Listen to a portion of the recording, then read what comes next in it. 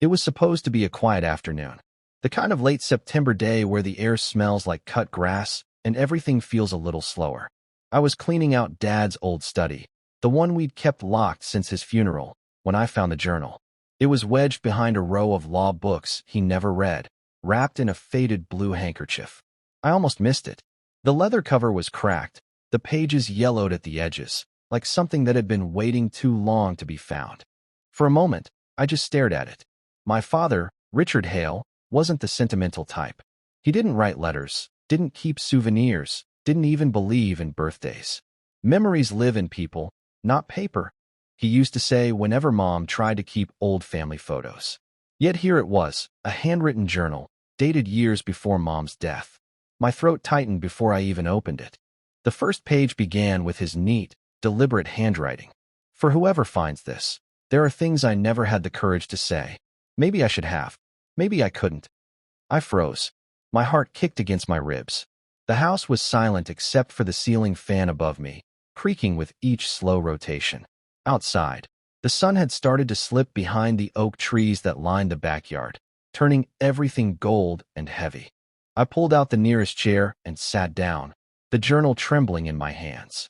The entries weren't long, just fragments at first. Notes, observations, sometimes a few sentences dated months apart. But then, as I read further, the tone changed. His words became darker, his voice more uncertain. She doesn't know yet. I can't tell her. Not like this. It's not the illness that's killing her. It's what I did. What I hid. I slammed the book shut. My hands were sweating.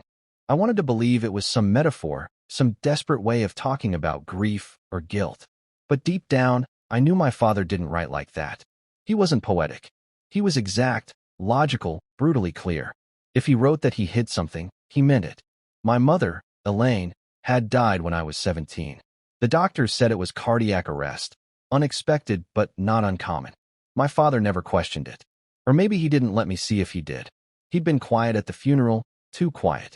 Not broken, not angry, just hollow. I remember thinking, even then, that he looked like a man watching a fire he couldn't put out. I opened the journal again. The next entry was dated 2 weeks before her death. She wanted to leave. Said she couldn't live in this house anymore, that it reminded her of every lie. I told her it was for her own good. God forgive me, I believed that then. Leave? My mother wanted to leave? I racked my memory, trying to recall any hint of that. I remembered their fights, hushed arguments that leaked through the walls at night, but I'd always assumed it was about money, or my grades, or the endless repairs the house needed. Not once had I imagined her packing a bag. The journal slipped from my hands and hit the floor with a dull thud. The sound seemed to echo down the hallway. I glanced toward the door, half expecting someone to be standing there. But the house remained still. I spent the rest of the evening reading, unable to stop. Each entry felt like a blade cutting through the version of my life I thought I knew. There were mentions of a doctor's decision, of agreements made under pressure, of things she never signed. And one sentence I couldn't get out of my head. When the heart monitor stopped, I wasn't surprised. I was relieved. I didn't sleep that night. I sat in the kitchen with the lights off, the journal open in front of me, staring at the page as if the words might rearrange themselves into something less horrifying. Every sound outside, the wind, the rustle of leaves, the creak of the old deck, made me flinch. By morning, I knew 2 things for certain. My father hadn't been the man I thought he was, and my mother's death wasn't what we'd been told. When I finally left the house, the town felt different. Willow Creek had always been small, predictable, almost suffocating in its sameness. Everyone knew everyone's business, except, apparently, mine. People waved at me the same way they always had. Mr. Dunley from the hardware store, Mrs. Pierce watering her garden, but I couldn't shake the feeling that they knew something I didn't. I drove out to the lake where we used to spend summers when I was a kid. The same lake where Dad taught me how to fish, where Mom used to bring sandwiches and sit on the dock reading her mystery novels. That memory used to make me feel warm. Now it made me sick. I sat there for hours, the journal beside me on the passenger seat. I couldn't bring myself to open it again, but I also couldn't throw it away. Whatever truth was buried in those pages, it was mine now. As the sun started to dip below the waterline, my phone buzzed. It was my sister, Claire. "Hey, you still at Dad's place?" "Yeah," I said. "Just finishing up. You okay?" There was a pause. I thought about telling her. About how Dad's neat handwriting had just torn a hole through everything we believed. But I couldn't. Not yet. I'm fine, I lied. Just tired. All right, she said softly. Don't stay there too long. That house has too many ghosts. When the call ended, I glanced at the journal again. For the first time, I noticed something I hadn't before, a folded piece of paper tucked between the last 2 pages. My hands trembled as I pulled it free. It wasn't part of the journal. It was a letter. My name was written on it. Ethan. And beneath it, in his familiar, steady handwriting. If you're reading this, you deserve the truth. Ethan didn't move for a long time. The letter lay on the table beside the cold mug of coffee he hadn't touched in hours. The silence in the room pressed against his chest, heavy and expectant, as though the house itself was holding its breath. When he finally unfolded the paper, the edges cracked like dry leaves. His father's handwriting, careful and slanted, filled the page. Ethan, if you're reading this, I'm gone. I didn't tell you the truth because I wanted to protect you and Claire. But protection built on lies doesn't last. What happened to your mother wasn't an accident, and it wasn't what the doctors said. I made a choice, one that I've regretted every day since. Ethan's eyes blurred before he could read further. He pushed the letter away, his hands trembling. The words hit harder than he expected. He had prepared himself for guilt, for secrets, but not for this. Not for something that sounded like a confession. He forced himself to keep reading. Elaine was sick. Not in a way the world understood. She wasn't dying from her heart. She was dying from despair. She wanted to leave us, Ethan. She was ready to disappear, to walk away from everything. I couldn't let her. When the doctor said the surgery was risky, I signed off anyway. I told myself it was mercy. Maybe it was pride. But I knew the odds, and I let it happen. Ethan's breath caught in his throat. He dropped the letter as if it had burned him. The idea of his father, methodical, composed, and always in control, making a decision that could have cost his mother her life, felt impossible. Yet the truth was written there in black ink, the loops of the letters etched with painful precision. He felt sick. He staggered to the sink and splashed water on his face, staring at his reflection in the window. The man looking back at him had his father's jawline, his same tired eyes, but none of his certainty. The rest of the day blurred. He went through boxes, old photo albums, receipts, trying to find something, anything, that could prove or disprove what he had just read. But every memory he pulled from those dusty corners only raised more questions. Why had no one ever told them about a risky surgery? Why hadn't the hospital mentioned it? Why had the town doctor, who'd been at the funeral, never said a word? By evening, Ethan couldn't take the silence anymore. He grabbed his jacket, the letter, and his car keys. The drive to Dr. Wallace's clinic was short, 10 minutes through the winding backroads of Willow Creek, but it felt endless. The same gravel crunch under his tires, the same streetlights flickering against the trees. He parked outside and stared at the small brick building that had stood there his whole life. The closed sign hung crookedly in the window, but the lights inside were still on. He knocked anyway. A moment later, the door opened, and Dr. Wallace appeared. Older now, his face thinner, his hair almost white. "Ethan Hale," he said slowly, squinting. "Haven't seen you in years. What brings you here?" Ethan hesitated. "It's about my mother." The doctor's expression faltered, just for a second. "Elaine." "Yeah." Ethan held out the letter. "My dad left this." Wallace looked at the folded paper, but didn't take it. "Maybe you should come in," he said quietly. The office smelled faintly of disinfectant and old paper. Ethan followed him to a small room cluttered with medical books. The doctor sat behind his desk and gestured to a chair. "What did you find?" Ethan read parts of the letter aloud, his voice unsteady. When he finished, there was a long, heavy silence. Wallace's face had gone pale. "You need to understand," the doctor said finally, his voice low. "Your father was under pressure. Elaine's condition wasn't straightforward. She was having episodes, panic, delusions. She refused treatment more than once. He believed he was doing what she wanted. She wanted to live," Ethan snapped. "You knew her. You knew she wasn't ready to die." Wallace looked down at his hands. "It's not that simple. There were discussions. Your father insisted on a procedure that Elaine never officially approved. I told him it was too dangerous, but he wouldn't listen." Ethan stared at him, disbelief hardening into anger. "So you let him? You let him sign her life away?" "I didn't have a choice," Wallace said. He was her legal guardian at that point. She had already been declared mentally unfit after the breakdown. The words hit Ethan like a blow. Mentally unfit. Guardian. None of it made sense. His mother hadn't been unstable. She had been tired, sad, maybe distant, but never unstable. The doctor must have seen the rage building behind his silence, because he raised a hand, pleading, "Ethan, listen to me. Your father was a proud man. He couldn't handle losing control. He thought if he made the decision, he could save her, or at least end her suffering on his terms.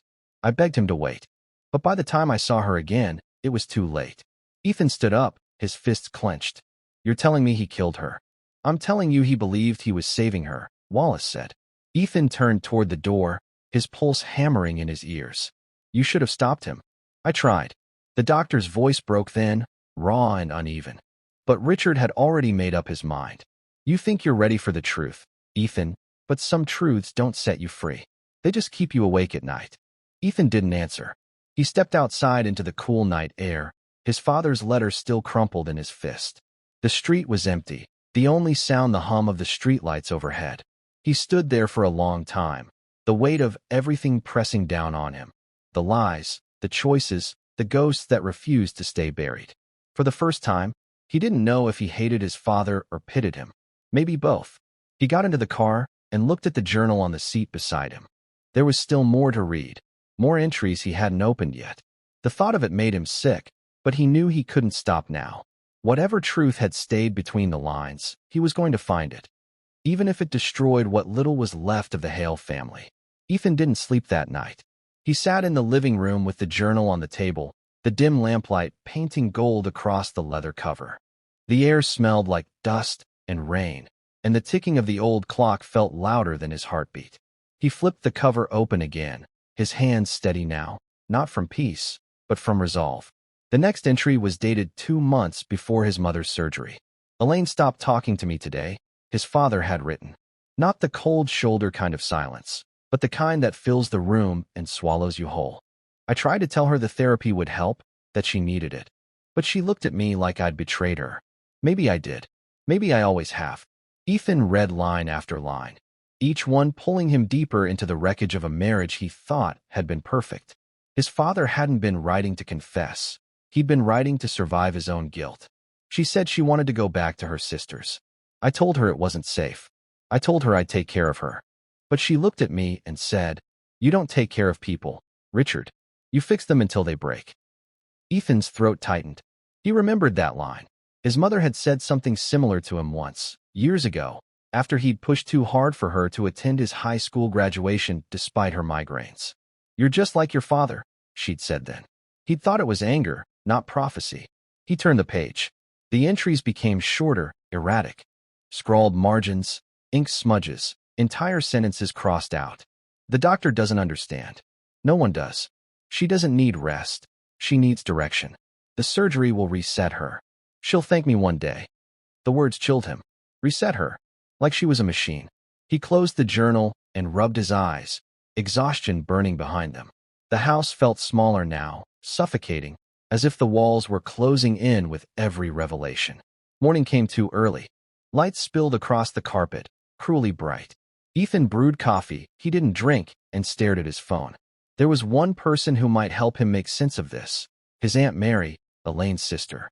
He hadn't spoken to her in years, not since the funeral when she'd accused his father of burying more than a wife. At the time, Ethan had thought she was just grieving. Now he wasn't so sure. He found her number online, took a deep breath, and called. It rang long enough that he almost hung up. Then a voice answered, wary. "Who is this?" "Aunt Mary? It's Ethan." Silence. Then a small, sharp inhale. "Ethan Hale. Well, that's a name I didn't expect to hear again. What do you want?" "I found Dad's journal. And he wrote things. About Mom. About the surgery." Another long pause. "You'd better come over," she said finally. Her voice had softened a little, but not much. "There's a lot you don't know." The drive to her farmhouse on the edge of town felt like traveling backward in time. The same cracked road, the same fields stretching to the horizon. When he arrived, she was waiting on the porch, older but unmistakable, tall, sharp-eyed, her silver hair pulled into a tight bun. "You look like him," she said as he climbed the steps. That's not a compliment. I figured. She motioned for him to sit. Let me guess. You found out he lied about how she died. Ethan froze. You knew? Of course I knew. Her tone was flat, bitter. Your father didn't just sign off on that surgery, Ethan. He pushed it. Elaine was terrified. She told me she didn't want it. Said it felt wrong, like he wanted to erase something instead of heal it. Ethan gripped the arms of the chair. Why didn't you say anything? Who would have listened? Richard Hale was the town's golden boy. Perfect smile, perfect job, perfect family. I was the crazy sister from out of state who couldn't handle losing her sister. She looked at him then, eyes glinting. But you're listening now, aren't you? He nodded. Mary sighed, lighting a cigarette. Elaine wasn't sick, not in the way he said. She was depressed, yes, but it wasn't terminal. She wanted a separation. He couldn't stand that. He talked to that quack doctor until he convinced himself she needed intervention. Next thing I knew, she was in surgery, and then she exhaled smoke, sharp and trembling. Gone. Ethan stared at her, the world tilting. He said it was mercy. Mercy? Mary's laugh was hollow. No, Ethan. It was control. He couldn't fix her, so he made sure no one else could. Ethan's chest tightened. Then why keep the secret? Why not destroy the journal? Because men like your father don't destroy things, they curate them. He wanted to be remembered his way. Even his guilt had to look dignified. She leaned closer. Tell me something. After reading that, do you still think he was a good man? Ethan didn't answer. He didn't know how to. His memories of his father, teaching him how to fish, fixing the roof together, late-night talks about ambition, clashed violently with the man Mary described. I think, he said finally, he was scared. Of what? Losing control. Losing her. Mary studied him, then nodded slowly. Then maybe you're not like him after all. As he left her house, Ethan felt both heavier and lighter. The truth didn't feel like freedom. It felt like a wound finally cleaned. But even wounds, when aired out, could start to heal. He sat in his car for a long time before opening the journal again. There was one last entry he hadn't read. If Ethan ever finds this, I want him to know I was wrong. You can't save someone by silencing them. You only become their ghost. Ethan closed the journal and whispered into the quiet. I forgive you. The wind outside rustled the trees, and for the first time since he'd opened the letter, he felt something close to peace. Not because the past was fixed, but because he finally stopped trying to. He couldn't sleep that night. The words from the diary kept echoing in his mind like an old song that refused to fade. I lied to protect him. That sentence, the one his father had written in thick, uneven ink, was burned into his thoughts. Who did he mean? Protect who? His mother?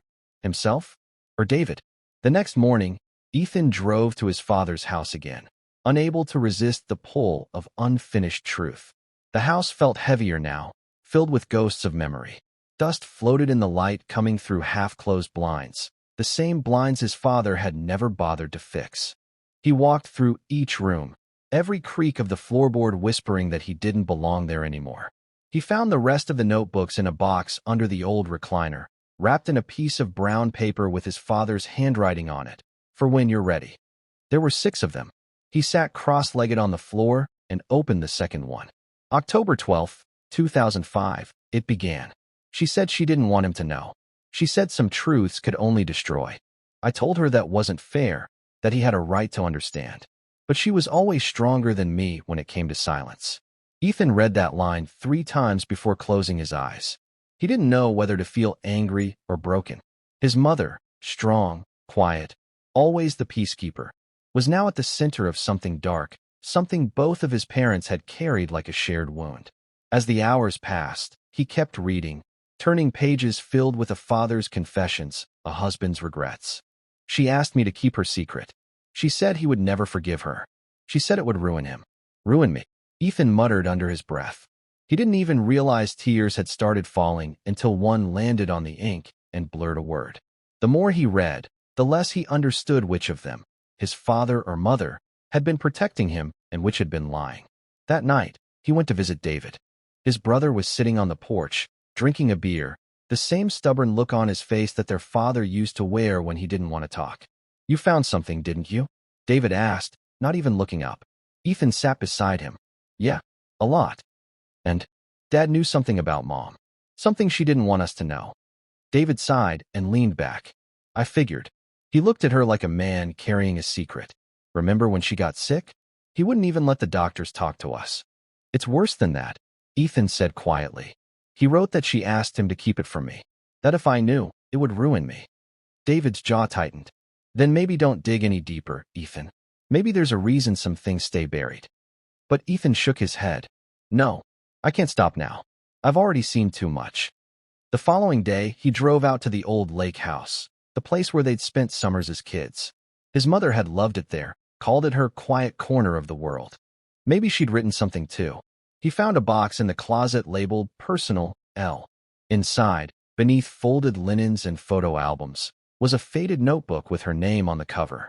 His hands trembled as he opened it. June 3, 2004.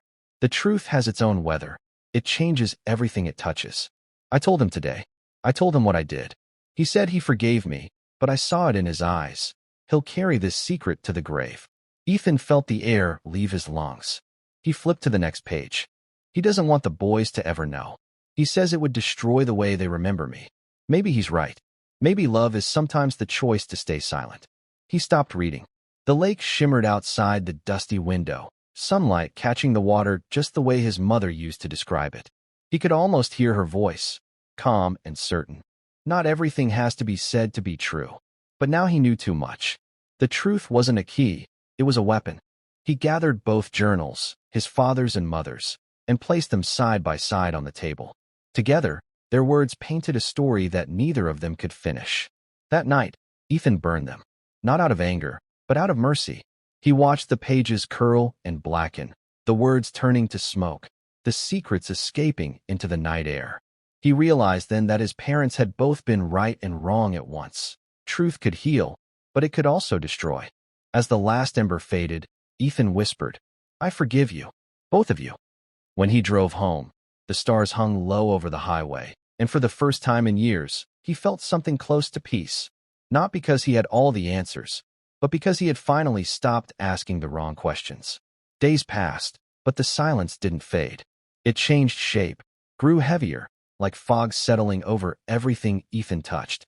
He'd burned the journals, but their ashes clung to him in ways he couldn't wash away. Every time he looked at his reflection, he thought of his father's trembling handwriting. I lied to protect him. Protect him from what? Even after destroying the words, the questions still lived in him. He couldn't stop seeing that line from his mother's notebook. I told him what I did. What did she do? That single question looped in his mind with every passing hour. He had set fire to the evidence, but not the need to understand. 3 days later, Ethan drove out to the old family cemetery. It was just outside of Willow Creek, where generations of their family had been buried beneath crooked stones and overgrown grass. He parked beside the rusted gate and walked to the two graves that mattered most, his mother's and his father's. Her headstone was neat, simple, marked with lilies someone, probably David, had left the week before. His father's, still new, looked raw beside it. He crouched between them and whispered, "You two really did it, didn't you? You managed to keep a secret even in death."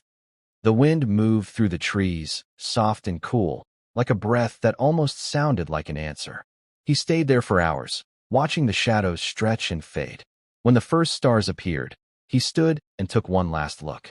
"I don't know if I forgive you," he said, "but I think I understand now why you couldn't tell me." On his way home, he stopped by the bar his father used to visit every Friday.